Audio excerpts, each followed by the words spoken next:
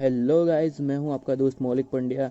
Today we are talking about real estate. Real estate क्या है, real estate में investment करने के फ़ायदे, डिसएडवांटेजेस, उसके लॉस, रेगुलेशन और ऐसी बेसिक जानकारी के लिए आप हमारे चैनल को सब्सक्राइब कर लीजिए और बने रहिए इस वीडियो के साथ। So without wasting any more time, let's get started. सबसे पहले हम ये जानने की कोशिश करेंगे कि रियल एस्टेट होता क्या है। ये आप जो अपने स्क्रीन पर ये पीक देख रहे हो, ये विकिपीडिया में से ली गई पीक है।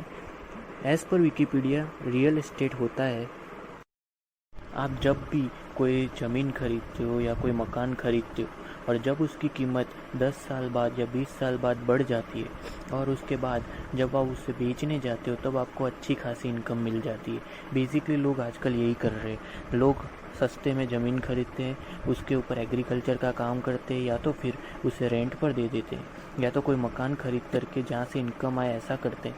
और उसके बाद उस ज़मीन को जब लोन ख़त्म हो जाती है, जब वो लोन पे हो जाती है रेंट से, उसके बाद उस ज़मीन को बेचकर उसी के द्वारा दूसरे पैसे बनाए जाते हैं। चलिए, अभी तक हमने जाना रियल एस्टेट होता क्या है। रियल एस्टेट के लिए इतनी बेसिक जानकारी बहुत। आप अपनी स्क्रीन पर जो ये ग्राफ देख रहे हैं, ये कुछ प्रिडिक्शन है 2016 से लेकर 2020 तक, जिस हिसाब से ये रियल एस्टेट में ग्रो हुआ है और आगे कैसा हो सकता है, कितनी हद तक जा सकता है, कितने हद तक आपको प्रॉफिट दे सकता है, ये आप इस ग्राफ के बेसिस पर आप समझ सकते हैं। चलिए हम जानेंगे रियल एस्टेट के फ़ायदे और उसके गैर फ़ायदे क्या हो सकते हैं। आपको किस हद तक प्रॉफिट हो सकता है और किस हद तक आप लॉस में जा सकते हैं रियल एस्टेट की वजह से। मकान की लेन देन आज के ज़माने में बहुत आम बात है। हर किसी के पास एक दो या दो तीन मकान होना आम बात हो चुकी है। हाँ, उसके बेसिस पर आपको टैक्स पे करने का हो सकता है, लेकिन अब हम जानेंगे कि उसमें इन्वेस्टमेंट करके आप कैसे पैसे कमा सकते हैं। रियल एस्टेट इन्वेस्टमेंट की जर्नी बाकी इन्वेस्टमेंट तरीक़ों से ज़्यादा लंबी हो सकती है। आपको मिनिमम उसमें 7-8 साल या तो 12-13 साल की कैलकुलेशन लेके ही चलना पड़ता है।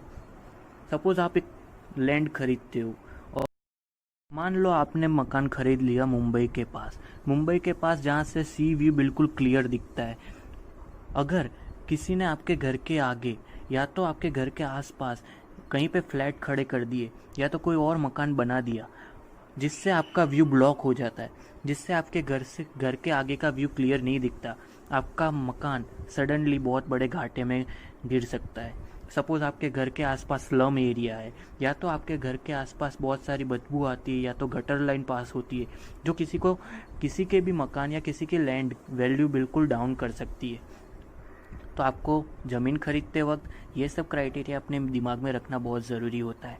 बेसिकली रेरा की इन्फॉर्मेशन के हिसाब से आपको घर खरीदना चाहिए। रेरा क्या होता है, रेरा की इन्फॉर्मेशन क्यों ज़रूरी है मकान खरीदने या बेचने से पहले, रेरा किस तरह से इफ़ेक्ट करता है प्रॉपर्टी इन्वेस्टमेंट में, प्रॉपर्टी का रोल क्या होता है रेरा के बेसिस पे, ये सब हम जानेंगे अगले एक वीडियो में जो स्पेशली होगी रेरा के ऊपर। अगर आप चाहते हैं कि मैं रेरा के ऊपर वीडियो बनाऊं तो आप प्लीज़ कमेंट बॉक्स में एक कमेंट छोड़ देना।